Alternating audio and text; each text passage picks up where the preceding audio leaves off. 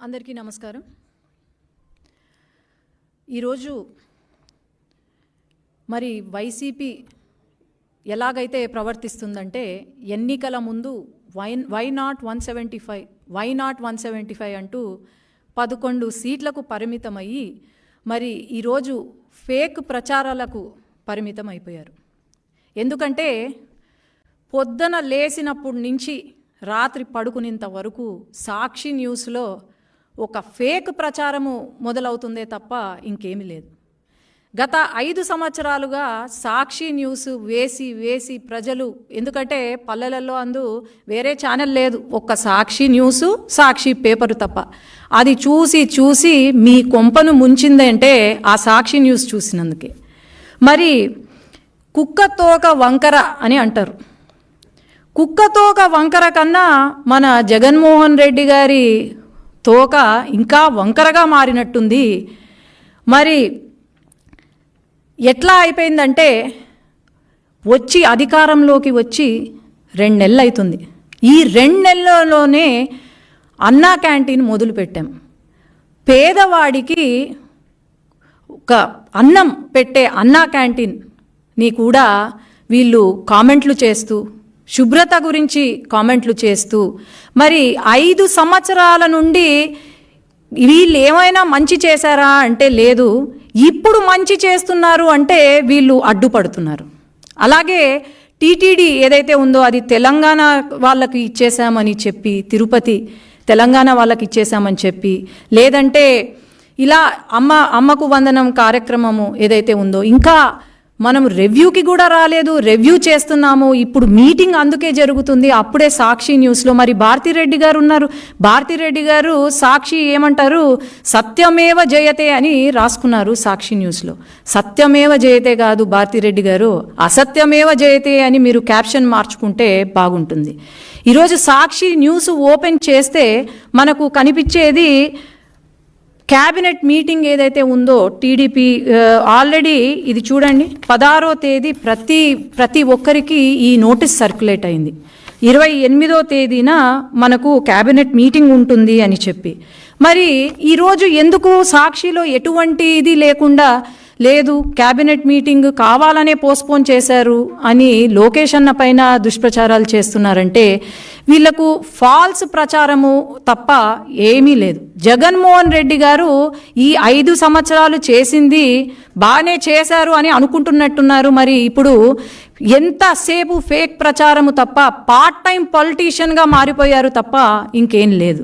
కాబట్టి ప్రతి ఒక్కరికి తెలుసు, ప్రజలకు ప్రతి ఒక్కరికి తెలుసు, ఈ 5 సంవత్సరాల కాలం మీరు ఎలా పాలన చేశారు అనేది తెలుసు.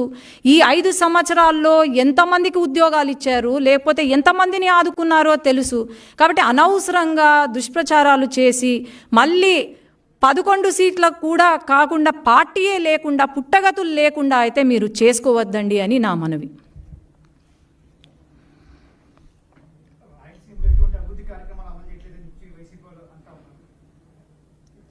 మొన్న మన బడ్జెట్ మీటింగ్ జరిగింది. బడ్జెట్ సమావేశంలో బడ్జెట్ మొత్తము రాయలసీమ గురించే ఉంది. కేంద్రము నిధులు రాయలసీమకు ఇచ్చారు, అట్లాగే రైల్వేస్ కానివ్వండి, ఇండస్ట్రియల్ హబ్ కానివ్వండి, అన్నీ కూడా రాయలసీమకు ఇచ్చారు. మరి జగన్మోహన్ రెడ్డి గారు రాయలసీమ వ్యక్తే కదా, మరి రాయలసీమని ఏమైనా అభివృద్ధి చేశాడా? ఒక ఇండస్ట్రీ తీసుకొచ్చాడా? లేదంటే మా రాయలసీమలో ఉన్న ప్రజలకు లేకపోతే పిల్లలకు ఒక ఉద్యోగం ఇచ్చాడా? నాకు మొత్తం డీటెయిల్స్ ఇవ్వమనండి. లేదే. రాయలసీమ గురించి ఎవరైనా ఆలోచన చేశారు అంటే అది కేవలం నారా చంద్రబాబు నాయుడు గారు తప్ప ఇంకెవరూ చేయలేదని నేను చెప్తున్నాను.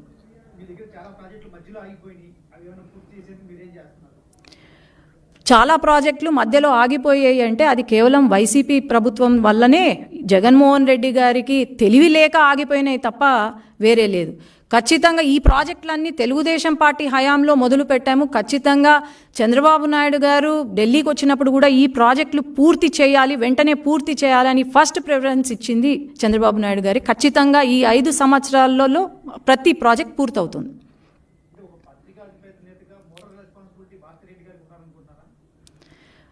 అదే చెప్తున్నా, సత్యమేవ జయతే సాక్షి కింద సత్యమేవ జయతే అని వస్తుంది. సత్యమేవ జయతే కాదు, అసత్యమేవ జయతే. భారతీరెడ్డి గారు ఎడ్యుకేటెడ్ లేడీ.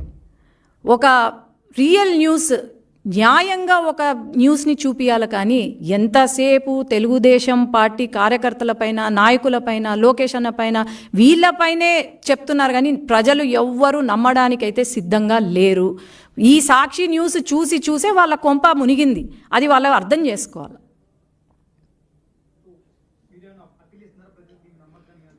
ఖచ్చితంగా మనం అప్పీల్ కూడా ఇవ్వాల్సిన అవసరం లేదు. ఎందుకంటే ప్రజలకు ప్రతి ఒక్కరికి తెలుసు.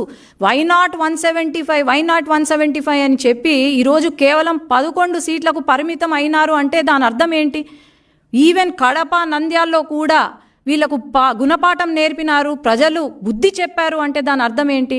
ఖచ్చితంగా ప్రజలైతే వీళ్ళ వైపు చూడరు. వీళ్ళు చెప్పిన ప్రచారాలు కానీ, వీళ్ళు చెప్పిన మాటలు కానీ వినే పరిస్థితుల్లో లేరు అని అయితే నేను చెప్పగలుగుతాను. అంతే, ఆయన చేసేది ఏం లేదు. గత 5 సంవత్సరాలుగా పార్ట్ టైం పొలిటీషియన్గానే ఉన్నాడు. ఇప్పుడు కూడా పార్ట్ టైం పొలిటీషియన్. కానీ ఏమంటే ఇప్పుడు కొత్తగా ఫుల్ టైమ్గా ప్రచారం, ఫేక్ ప్రచారం మొదలుపెట్టాడు. అంతే తప్ప ఇంకేం లేదు. నంద్యాల్లో మొన్న వైసీపీ వాళ్ళు హత్య చేసి మర్డర్లు చేసుకుంటే లేదు, ఇది టీడీపీ వాళ్ళే చేశారని చెప్పి ప్రెస్ మీట్ పెడతారు. ఎప్పుడైనా వచ్చారా? ఈ గత 5 సంవత్సరాల్లో ఆయన ఎప్పుడైనా వచ్చారా? వచ్చి వాళ్ళ కార్యకర్తలను ఆదుకున్నారా? లేదంటే ఎన్ని కేసులు జరిగాయి, ఎన్ని మర్డర్లు జరిగాయి? వాళ్ళ సొంత పార్టీ నాయకులే మర్డర్లు చేసినారు. మరి వాళ్ళనే పక్కన పెట్టుకొని లా అండ్ ఆర్డర్ గురించి మాట్లాడుతుంటే నవ్వుతారు, జనాలు నవ్వుతున్నారు. అది వాళ్ళకి అర్థం కావట్లేదు.